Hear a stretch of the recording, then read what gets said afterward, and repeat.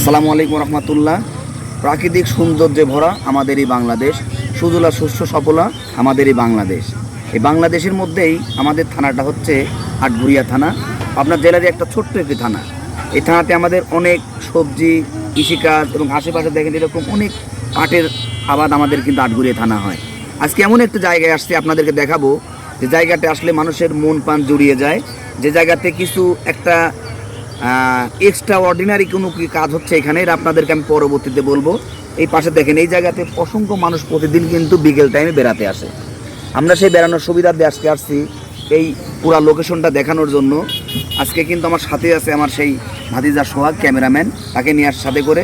সোহাগ, তুমি প্রথমত এই পুরা লোকেশনটা সুন্দর করে আগে দেখাও, যে এখানে আসলে মানুষের এই জন্য কই বলেছেন যখনই কোনো মন খারাপ হয় তখন নদীর ধারে যেতে হয়, যখনই কোনো মানুষের চিন্তা চেতনাকে পরিবর্তন করতে হয় এরকম খোলামেলা পরিবেশে আসতে হয়।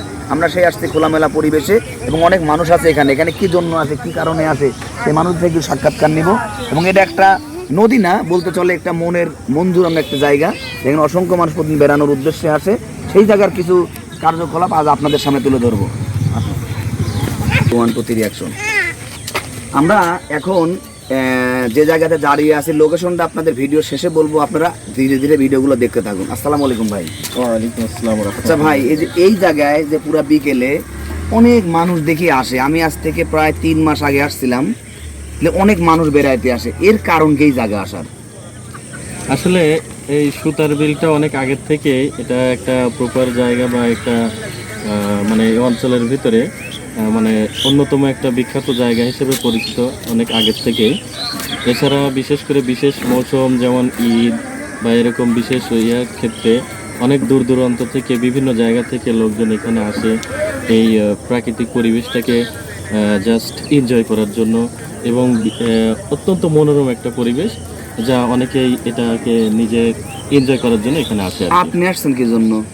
আমি মূলত আমিও ওই ওনাদের মতোই এখানকার যে প্রকৃতিটাকে উপভোগ করার জন্য এবং এখান থেকে কিছু বিনোদন নেওয়ার জন্য। আচ্ছা, শহরে তো অনেক বড় বড় পার্ক আছে, তারপরে বিভিন্ন কলেজ ক্যাম্পাস আছে, আমি যেটা জানি এই পুরো এরিয়াটা আমার কাছে মনে হয় অনেক ভালো একটি জায়গা।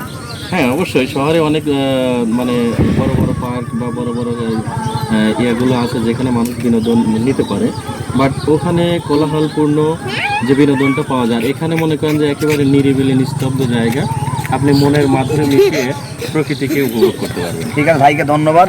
এখানে এক আঙ্কেল আছে, আঙ্কেলকে জিজ্ঞাসা করি যে আঙ্কেল যেহেতু হয়তো নামাজ কালাম পড়ে। আসসালামু আলাইকুম আঙ্কেল। আঙ্কেল ভালো আছেন? এই যে আমরা পাবনা থেকে আপনাদের এলাকায় আসছি, মানে এমনি আমাদের সাথে ঘুরি আর কি, আমার কাজই হচ্ছে ঘুরা।